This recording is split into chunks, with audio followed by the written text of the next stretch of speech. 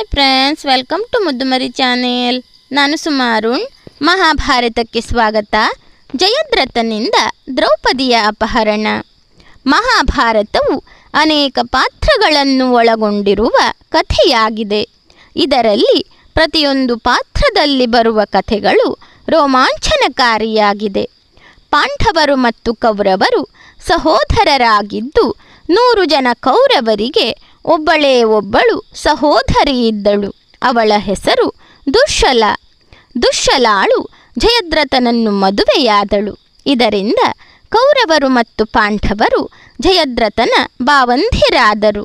ಹೀಗಿರುವಾಗ ಪಾಂಡವರು ಕೌರವರಿಂದ ಜೂಜಾಟದಲ್ಲಿ ಸರ್ವಸ್ವವನ್ನು ಕಳೆದುಕೊಂಡು ವನವಾಸವನ್ನು ಅನುಭವಿಸುತ್ತಿದ್ದಾಗ ಒಮ್ಮೆ ಪಾಂಡವರೆಲ್ಲರೂ ದ್ರೌಪದಿಯನ್ನು ತೃಣಬಿಂದುವಿನ ಆಶ್ರಮದಲ್ಲಿರಿಸಿ ಪುರೋಹಿತ ಧೌಮ್ಯರ ಅಪ್ಪಣೆ ಪಡೆದು ಬೇಟೆಯಾಡಲು 4 ದಿಕ್ಕುಗಳಿಗೆ ಹೋದರು.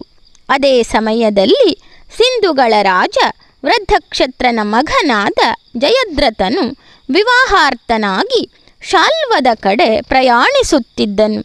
ರಾಜನಿಗೆ ಯೋಗ್ಯವಾದ ಅತಿದೊಡ್ಡ ಪರಿಚಾರಕ ಗಣಗಳಿಂದ ಕೂಡಿದವನಾಗಿ ಅನೇಕ ರಾಜರುಗಳೊಂದಿಗೆ ಹೋಗುತ್ತಿದ್ದ ಅವನು ಕಾಮ್ಯಕವನವನ್ನು ಪ್ರವೇಶಿಸಿದನು. ಆಗ ಆಶ್ರಮದ ಬಳಿ ಓರ್ವ ಸುಂದರ ಮಹಿಳೆ ಅವನ ಕಣ್ಣಿಗೆ ಕಾಣಿಸುತ್ತಾಳೆ. ಆ ಮಹಿಳೆ ದ್ರೌಪದಿಯಾಗಿರುತ್ತಾಳೆ. ದ್ರೌಪದಿಯ ಸೌಂದರ್ಯವನ್ನು ಕಂಡು ಜಯದ್ರಥನು ಮನಸೋತು ಹೋಗುತ್ತಾನೆ. ಜಯದ್ರಥನು ತನ್ನ ಸೈನ್ಯವನ್ನು ಅಲ್ಲೇ ನಿಲ್ಲಿಸಿ ತನ್ನ ಸ್ನೇಹಿತನಾದ ಕೋಟಿಕಾಶ್ಯನಿಗೆ, ಓ ಕೋಟಿಕನೇ, ಒಮ್ಮೆ ಆಶ್ರಮದ ಬಳಿ ನಿಂತಿರುವ ಮಹಿಳೆ ಯಾರೆಂಬುದರ ಬಗ್ಗೆ ಮಾಹಿತಿಯನ್ನು ತಿಳಿದುಕೊಂಡು ಬಾ. ಆ ಮಹಿಳೆ ತನಗೆ ಸಿಕ್ಕರೆ ನಾನೇಕೆ ಶಾಲ್ವದೇಶಕ್ಕೆ ಹೋಗಬೇಕು ಎಂದು ಕೋಟಿಕನನ್ನು ಕಳುಹಿಸುತ್ತಾನೆ. ಜಯದ್ರಥನ ಆದೇಶದಂತೆ ಕೋಟಿಕಾಶ್ಯನು ದ್ರೌಪದಿಯ ಬಳಿ ಬಂದು, ನೀನು ದೇವಕನ್ಯೆಯೇ ಅಥವಾ ಅಪ್ಸರೆಯೇ ಎಂದು ಕೇಳುತ್ತಾನೆ. ದ್ರೌಪದಿಯು ತಾನು 5 ಪಾಂಡವರ ಹೆಂಡತಿ ದ್ರೌಪದಿ, ಅವರು ಎಲ್ಲೋ ಹೊರಗಡೆ ಹೋಗಿರುವರು, ಅವರ ಬರುವಿಕೆಗೆಂದು ನಾನು ಕಾಯುತ್ತಿದ್ದೇನೆ. ಅವರು ಬರುವುದು ಕೊಂಚ ತಡವಾಗಬಹುದು. ಅಷ್ಟರಲ್ಲಿ ನೀವು ನನ್ನ ಆತಿಥ್ಯವನ್ನು ಸ್ವೀಕರಿಸಿ ಸ್ವಲ್ಪ ವಿಶ್ರಮಿಸಿ ನಂತರ ಇಲ್ಲಿಂದ ಹೊರಡಬೇಕೆಂದು ಕೇಳಿಕೊಳ್ಳುತ್ತಾಳೆ. ಕೋಟಿಕಾಶ್ಯನು ಜಯದ್ರಥನ ಬಳಿಗೆ ಬಂದು ದ್ರೌಪದಿಯ ಪರಿಚಯವನ್ನು ಹೇಳುತ್ತಾನೆ. ದ್ರೌಪದಿಯ ಪರಿಚಯವನ್ನು ಪಡೆದ ನಂತರ ಜಯದ್ರಥನು ಆಶ್ರಮಕ್ಕೆ ಬರುತ್ತಾನೆ. ಜಯದ್ರಥನು ದ್ರೌಪದಿಯನ್ನು ಕುರಿತು, ಓ ದ್ರೌಪದಿ, ಕಾಡಿನಿಂದ ಕಾಡಿಗೆ ಅಲೆಯುತ್ತಿರುವ ನಿನ್ನ ಪತಿಯರಿಂದ ನಿನಗೆ ಯಾವುದೇ ರೀತಿಯ ಸುಖ ಸಂತೋಷ ಸಿಗುವುದಿಲ್ಲ.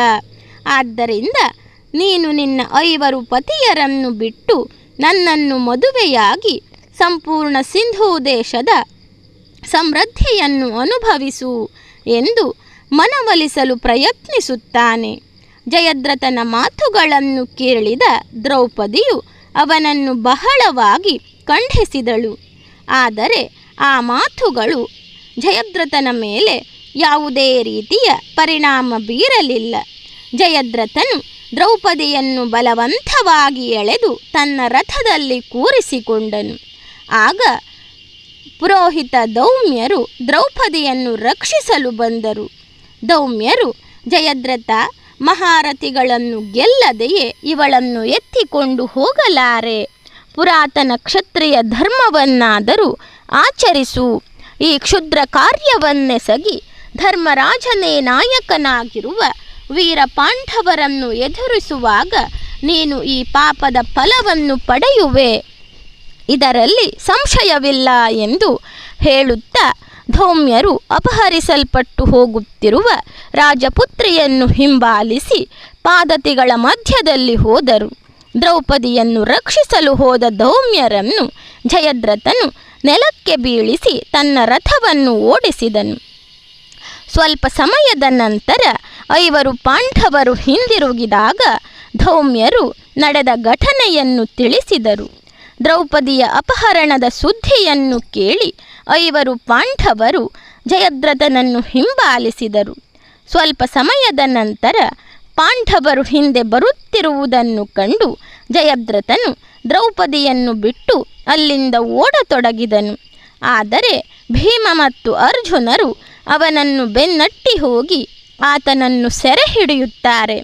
ಸೆರೆಯಾದ ನಂತರ ಜಯದ್ರಥನಿಗೆ ಮರಣದಂಡನೆಯನ್ನು ನೀಡಲು ನಿರ್ಧರಿಸಿದರು.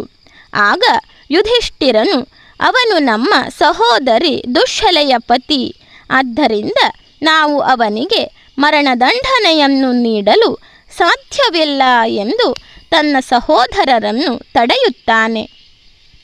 ಆಗ ದ್ರೌಪದಿಯು ಜಯದ್ರಥನ ತಲೆಯ ಮೇಲಿನ ಎಲ್ಲ ಕೂದಲನ್ನು ಕತ್ತರಿಸಿ ಕೇವಲ 5 ಭಾಗಗಳಲ್ಲಿ ಮಾತ್ರ ಕೂದಲನ್ನು ಬಿಟ್ಟು ಬಿಡಿ ಎಂದು ಹೇಳುತ್ತಾಳೆ.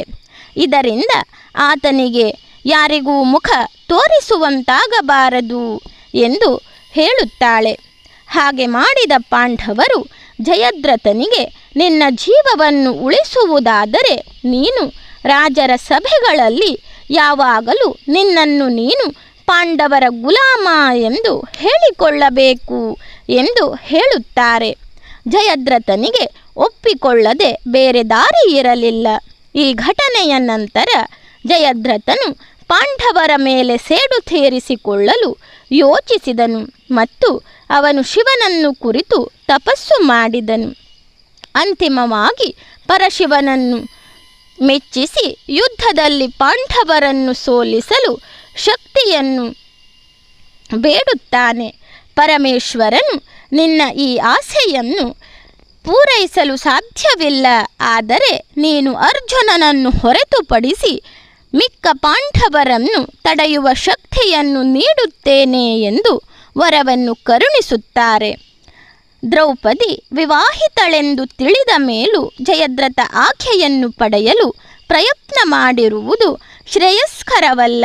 ಈ ಕಾರಣದಿಂದಾಗಿ ಪಾಂಡವರು ಜಯದ್ರಥನ ತಲೆಯನ್ನು ಬೋಳಿಸಿ ಆತನಿಗೆ ಅವಮಾನವಾಗುವಂತೆ ಮಾಡುತ್ತಾರೆ.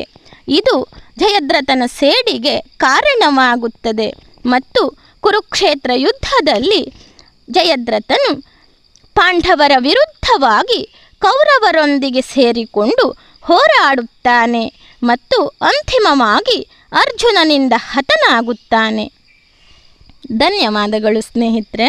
ನನ್ನ ವಿಡಿಯೋಗಳೆಲ್ಲ ನಿಮಗೆ ಇಷ್ಟವಾಗ್ತಾ ಇದ್ದರೆ ನನ್ನ ಮುದ್ದುಮರಿ ಚಾನಲನ್ನು ಸಬ್ಸ್ಕ್ರೈಬ್ ಮಾಡದೆ ನೋಡ್ತಾ ಇರುವವರು ದಯವಿಟ್ಟು ಸಬ್ಸ್ಕ್ರೈಬ್ ಮಾಡಿ, ಆಲ್ ಅಂತ ಸೆಲೆಕ್ಟ್ ಮಾಡಿಕೊಳ್ಳಿ, ಶೇರ್ ಮಾಡಿ, ಲೈಕ್ ಮಾಡಿ, ಕಮೆಂಟ್ ಮಾಡಿ.